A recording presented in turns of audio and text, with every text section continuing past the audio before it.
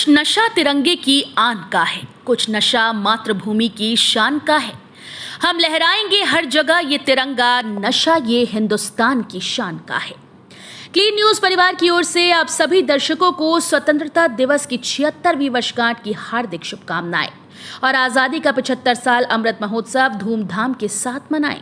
अपने घर पर राष्ट्रीय ध्वज तिरंगा जरूर फहराएं। साथ ही कमेंट बॉक्स में जय हिंद लिखकर देश के प्रति प्यार जताएं। अब चलिए बढ़ते हैं आज की 25 फटाफट बड़ी खबरों की ओर। इग्नू ने दाखिले के लिए आवेदन तिथि बढ़ाई, या 25 अगस्त तक करें अप्लाई। इंदिरा गांधी राष्ट्रीय मुक्त विश्वविद्यालय ने जुलाई 2022 सत्र के सभी पाठ्यक्रमों में नए दाखिले और पुनः पंजीकरण के लिए अभ्यर्थियों को एक और मौका दे दिया। अब अभ्यर्थी 25 अगस्त तक ऑनलाइन आवेदन कर प्रवेश ले सकेंगे। विश्वविद्यालय ने अपनी वेबसाइट ignoadmission.samarth.edu.in पर इसके विस्तृत निर्देश जारी कर दिए। ये जानकारी इग्नू की वरिष्ठ क्षेत्रीय निदेशक डॉक्टर अनुपमा सिंह ने दी। उन्होंने बताया कि अभी तक 12 अगस्त तक दाखिले का मौका था, छात्र हित में तिथि को बढ़ा दिया गया है। सीएम योगी आदित्यनाथ बोले, राष्ट्र प्रथम का भाव बनाएगा भारत को विश्व शक्ति।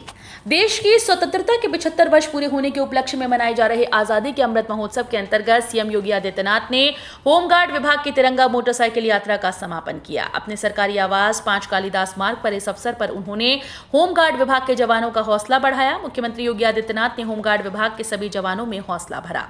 उन्होंने जवानों को प्रोत्साहित किया। मुख्यमंत्री ने कहा कि आप सभी अपने मन में राष्ट्र प्रथम का भाव रखें, तभी देश विश्व शक्ति बनेगा। काशी की तरह अब अयोध्या में भी चलेगा क्रूज, सरयू नदी से कर सकेंगे रामनगरी के दर्शन। वाराणसी की तरह अब आप अयोध्या में भी क्रूज की सैर का मजा ले सकते हैं। जल्दी सरयू नदी में क्रूज सर्विस शुरू होने जा रही है, जहां आप सरयू नदी पर क्रूज की सैर करते हुए भगवान राम की नगरी अयोध्या के दर्शन कर सकेंगे। पीएम मोदी ने वाराणसी में क्रूज सर्विस की शुरुआत की थी, जो वाराणसी में सफलतापूर्वक चल रही है। अब वही क्रूज सरयू नदी में भी चलेगी। वाराणसी की तरह अब आप अयोध्या में भी क्रूज की सैर का मजा ले सकते हैं। क्रूज सेवा रामघाट से गुप्तार तक चलेगी। इस दौरान सफर में क्रूज पर रामायण के प्रसंगों पर आधारित चलचित्र से दर्शन कराया जाएगा। अब जीपीएफ पर ज्यादा ब्याज लेने के लिए नहीं जा सकेंगे कोर्ट। उत्तर प्रदेश में सरकारी कर्मचारियों को बड़ा झटका लगा है। 3 वर्ष तक सामान्य भविष्य निधि से धनराशि न निकालने के आधार पर राज्य सरकार के कर्मी अब ना तो 1% अतिरिक्त ब्याज के भुगतान की मांग कर सकेंगे और न ही इसके लिए कोर्ट में जा सकेंगे। उत्तर प्रदेश सरकार ने जीपीएफ पर प्रोत्साहन के तौर पर 1% अतिरिक्त ब्याज की व्यवस्था को 1 अप्रैल 1986 से समाप्त करने के लिए उत्तर प्रदेश सामान्य भविष्य निधि नियमावली 1985 नियम 12 का संशोधन एवं विधि मान्यकरण अध्यादेश 2022 लागू कर दिया है। डीडीयू गोरखपुर यूनिवर्सिटी ने जारी की बीए, बीएससी और बीकॉम की cut off merit. Deendayal Upadhyay Gorakhpur विश्वविद्यालय की ओर से सत्र 2022-23 के लिए 16 अगस्त से शुरू होने वाले बीए, बीएससी और बीकॉम प्रथम वर्ष में प्रवेश के लिए कट ऑफ जारी कर दी गई है। प्रवेश लेने के लिए आने वाले अभ्यर्थियों को अपने सभी प्रकार के प्रमाण पत्र एवं उनकी स्वहस्ताक्षरित छाया प्रति साथ में लाना अनिवार्य होगा। बीकॉम प्रवेश संयोजक प्रोफेसर आनंद सेन गुप्ता ने बताया कि पहले दिन बीकॉम की प्रवेश परीक्षा में 130 अंक हासिल करने वाले समस्त संवर्ग के अभ्यर्थियों की प्रवेश प्रक्रिया दीक्षा भवन के भूतल पर सुबह 10 बजे होगी। प्रतापगढ़ में कन्या भ्रूण हत्या रोकने के लिए स्वास्थ्य विभाग ने चलाया अभियान। सूचना देने वाले को मिलेगा 1 लाख इनाम। उत्तर प्रदेश के प्रतापगढ़ में कन्या भ्रूण हत्या रोकने के लिए प्रशासन ने कमर कस ली। स्वास्थ्य विभाग ने ऐलान किया कि लिंग परीक्षण की सूचना देने वाले को 60,000 रुपए का इनाम दिया जाएगा। वहीं लिंग परीक्षण का भांडाफोड़ करने वाले को 1 लाख रुपए का इनाम मिलेगा। वहीं सहयोगियों को भी 40,000 रुपए का इनाम दिया जाएगा। इसके साथ ही इलाके में कन्या भ्रूण हत्या को लेकर जागरूकता अभियान चलाया जा रहा है। इसके साथ ही स्वास्थ्य विभाग भ्रूण परीक्षण की जानकारी हासिल करने के लिए मुखबिर योजना का भी प्रचार प्रसार कर रहा है। इसके लिए शहर भर में जगह जगह होर्डिंग और स्टिकर लगवाई जा रही हैं। विभाजन विभीषिका दिवस पर सीएम योगी की अगुवाई में निकाला गया मौन पैदल मार्च। कल के दिन ही भारत और पाकिस्तान का बंटवारा हुआ था। बीजेपी और योगी आदित्यनाथ सरकार इस मौके को विभाजन विभीषिका दिवस के रूप में मना रही है। इसके अलावा उपलक्ष्य में कल शाम 5 बजे 300 प्रतिभागी लोग भवन के बाहर इकट्ठे हुए। सीएम योगी आदित्यनाथ की अगुवाई में शाम 5:30 बजे मौन पैदल मार्च निकाला गया। बांदा के मरका घाट पर यमुना में 50 लोगों से भरी नाव डूबने के बाद से अब तक 12 लोगों के शव बरामद हो चुके हैं। रेस्क्यू ऑपरेशन और लापता लोगों की तलाश का काम लगातार जारी है। उन्नाव में बढ़ा गंगा का जलस्तर, कई गांव पर मंडरा रहा बाढ़ का खतरा। उत्तर प्रदेश के उन्नाव में गंगा नदी का जलस्तर अपने खतरे के निशान तक पहुंच गया। पश्चिम के बांधों से पानी छोड़ने के कारण नदी के पानी में बढ़ोतरी हुई। पानी निचले इलाकों में पहुंचने लगा। दूसरी तरफ लगातार जलस्तर बढ़ने के कारण कानपुर के बैराज का गेट भी खोल दिया गया। पिछले 24 घंटे में 7 सेंटीमीटर गंगा के पानी में बढ़ोतरी हुई। यहां नदी का जलस्तर 111.040 तक पहुंच गया। केंद्रीय जल आयोग के मुताबिक उन्नाव के शुक्लागंज में नदी की चेतावनी बिंदु 112 जबकि खतरे का निशान 113 मीटर है। यूपी में नकल को लेकर और सख्त होगी योगी सरकार। लखनऊ में बनेगा वॉर रूम। योगी आदित्यनाथ सरकार की सख्ती की वजह से पिछले कुछ वर्षों में यूपी बोर्ड की परीक्षाओं में नकल पर प्रभावी अंकुश लगा है। अब सरकार ने माध्यमिक से उच्च शिक्षा तक नकल पर पूरी तरह से रोक लगाने के प्लान पर काम करना शुरू कर दिया। जल्दी सरकार लखनऊ में एक वॉर रूम बनाएगी जो नकल पर रोक लगाने में प्रभावी होगा। ये जानकारी प्रदेश के उच्च शिक्षा मंत्री योगेंद्र उपाध्याय ने दी। उन्होंने बताया कि परीक्षाओं में पारदर्शिता सुनिश्चित करने के मकसद से सभी केंद्रों को वॉर रूम से जोड़ा जाएगा। लखनऊ समेत कई जिलों में घर खरीदने का सुनहरा मौका। अपने घर का सपना देख रहे लोगों को उत्तर प्रदेश आवास विकास परिषद स्वतंत्रता दिवस पर सौगात देने जा रहा है। परिषद लखनऊ सहित कई जिलों में आज अल्प इनकम ग्रुप मध्यम आय वर्ग भवनों का पंजीकरण खोलने जा रहा है। लखनऊ के अवध विहार में परिषद अल्प आय वर्ग के फिनिश्ड भवन और मध्यम आय वर्ग के सेमी फिनिश्ड भवन स्ववित्त पोषित योजनाओं के तहत बेचे जाएंगे। IIT कानपुर का डिवाइस करेगा इन खास बच्चों को सीखने में मदद।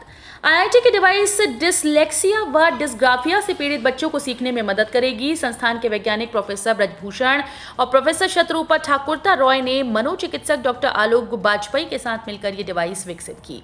प्रोफेसर ब्रजभूषण ने बताया कि डिसलेक्सिया और डिस्ग्राफिया न्यूरो डेवलपमेंटल विकार हैं। इसमें धीमी और गलत शब्द की पहचान करते हैं। डिसलेक्सिया सटीक और धाराप्रवाह शब्द पहचान और वर्तनी के साथ कठिनाइयों का कारण बनता है। रेलवे स्टेशन और IOC पेट्रोल पंप पर खुलेंगे ODOP के 1000 स्टॉल। प्रदेश सरकार एक जिला एक उत्पाद के 1000 स्टॉल इस वित्तीय वर्ष के अंत तक खोलने की तैयारी में है। रेलवे स्टेशन, पेट्रोल पंप, विदेशों में स्थित दूतावासों, देश के विभिन्न शहरों में स्थित यूपिका के शोरूम में ODOP बिक्री के लिए स्टॉल खोले जाएंगे। इन स्टॉल्स के खुलने पर करीब 12,000 लोग सीधे तौर पर रोजगार से जुड़ेंगे। राज्य की योगी सरकार इन उत्पादों की बिक्री के लिए अब प्रदेश के साथ ही देश विदेश में दुकानें व स्टॉल खोलने की तैयारी में है। इस दिशा में पहली बड़ी सफलता रेलवे स्टेशन पर स्टॉल खोलने के क्षेत्र में मिलती नजर आ रही है। लखनऊ की सड़कें चौराहे विदेश की तरह रोशन होंगे, जानिए पूरी तैयारी। पश्चिमी देशों की तरह लखनऊ की सड़कों और चौराहों को रोशन किया जाएगा। ये शुरुआत तो आजादी के अमृत महोत्सव के मौके पर ही हो रही है, लेकिन सजावट आगे भी जारी रहेगी। शहीद पथ को फसाड लाइट से कुछ यूं रोशन किया जा रहा है कि दूर से लगेगा जैसे पूरी एलिवेटेड रोड ही लाइट में तब्दील हो गई। महाराष्ट्र की तर्ज पर मेट्रो स्टेशन और पुलों को नीचे की ओर से रंगीन रोशनी से जगमग किया जा रहा है। मेट्रो के सचिवालय, हजरतगंज, लखनऊ विश्वविद्यालय, इंदिरा नगर स्टेशन सजकर तैयार हो चुके हैं। पुलों को LED रोशनी से जगमगाने में अभी 2 माह का समय लगेगा। कोरोना से जंग को लेकर इलाहाबाद विश्वविद्यालय का बड़ा दावा, खोज निकाले 8 रासायनिक यौगिक। कोरोना से जंग को लेकर इलाहाबाद विश्वविद्यालय ने बड़ा दावा किया। विश्वविद्यालय ने 8 ऐसे रासायनिक यौगिक खोज निकाले जो कोरोना वायरस से लड़ने में कारगर साबित होंगे। कंप्यूटर आधारित अध्ययन में सफलता मिलने के बाद EVV के रसायन विज्ञान विभाग की प्रयोगशाला में प्रोफेसर रमेंद्र कुमार सिंह के नेतृत्व में एक टीम शोध ने इन यौगिकों को तैयार किया है। कोरोना वायरस के खिलाफ चल रही जंग में दुनिया भर के वैज्ञानिक और चिकित्सक शिद्दत से जुटे हैं। ये वायरस भी अलग अलग रूप धरकर सबकी मुसीबतें बढ़ा रहा है। रेलवे RRC लेवल 1 ग्रुप जी भर्ती प्रवेश परीक्षा पत्र जारी। रेलवे भर्ती बोर्ड ने ग्रुप जी परीक्षा के एडमिट कार्ड जारी कर दिए। 17 अगस्त 2022 से होने वाले RRC लेवल 1 ग्रुप की परीक्षा में भाग लेने वाले अभ्यर्थी अपने E-कॉल लेटर रेलवे के कैंडिडेट्स लॉगिन पोर्टल से डाउनलोड कर सकते हैं। इसके साथ ही अभ्यर्थी यहां दिए जा रहे डायरेक्ट लिंक से भी एडमिट कार्ड डाउनलोड कर सकते हैं। रेलवे हमेशा प्रत्येक जोन की वेबसाइट पर भी एडमिट कार्ड के लिंक जारी करता है। डिप्टी CM केशव प्रसाद मौर्य ने सपा मुखिया पर साधा निशाना। समाजवादी पार्टी के राष्ट्रीय अध्यक्ष अखिलेश यादव के लगातार भारतीय जनता पार्टी के साथ योगी आदित्यनाथ सरकार पर हमले के बीच में उप मुख्यमंत्री केशव प्रसाद मौर्य ने उनको करारा जवाब दिया। केशव प्रसाद मौर्य ने अखिलेश यादव को अमृत महोत्सव पर राजनीति न करने की सलाह दी। उत्तर प्रदेश के पूर्व मुख्यमंत्री अखिलेश यादव के ताबड़तोड़ ट्वीट के बाद डिप्टी CM केशव प्रसाद मौर्य ने कल पलटवार किया। ट्रेन आने से पहले ये फीचर देगा सभी ट्रेन की जानकारी। चारबाग रेलवे स्टेशन आने वाले यात्रियों को उनकी ट्रेन की लोकेशन और प्लेटफॉर्म का पता बाहर ही चल पाएगा। उनको प्लेटफॉर्म पर आने के बाद भटकना नहीं पड़ेगा। उनको ट्रेन की जानकारी बाहर लगी बड़ी एलईडी स्क्रीन पर मिल जाएगी। उत्तर रेलवे लखनऊ मंडल प्रशासन चारबाग स्टेशन की 3 अलग अलग लोकेशन पर बड़ी एलईडी स्क्रीन लगाएगा, जिसको नेशनल ट्रेन इंक्वायरी सिस्टम से जोड़ा जाएगा। गोरखपुर लखनऊ वाराणसी से मेरठ बिजनौर तक होगी बारिश। अगले 4 दिन झमाझम बारिश हो सकती है। गोरखपुर लखनऊ वाराणसी से लेकर मेरठ बिजनौर तक कई जिलों के लिए अलर्ट जारी किया।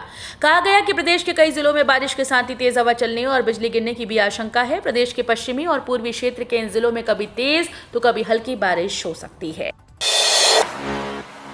हर घर तिरंगा अभियान दरअसल बीजेपी की 2024 लोकसभा चुनाव की तैयारी।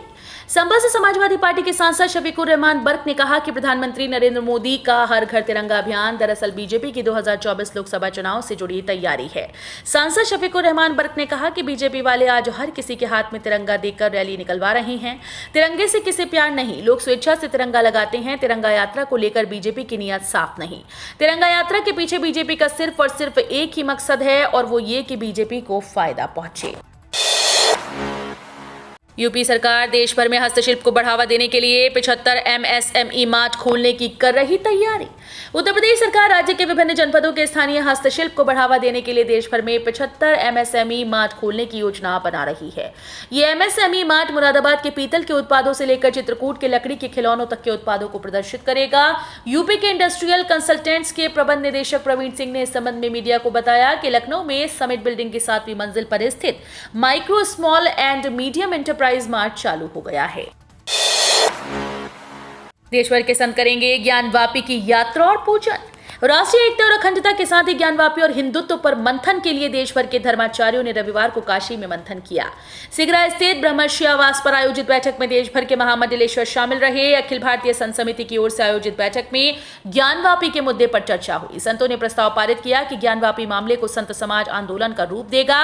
ज्ञानवापी मसले पर धार्मिक विभाजन हो रहा है।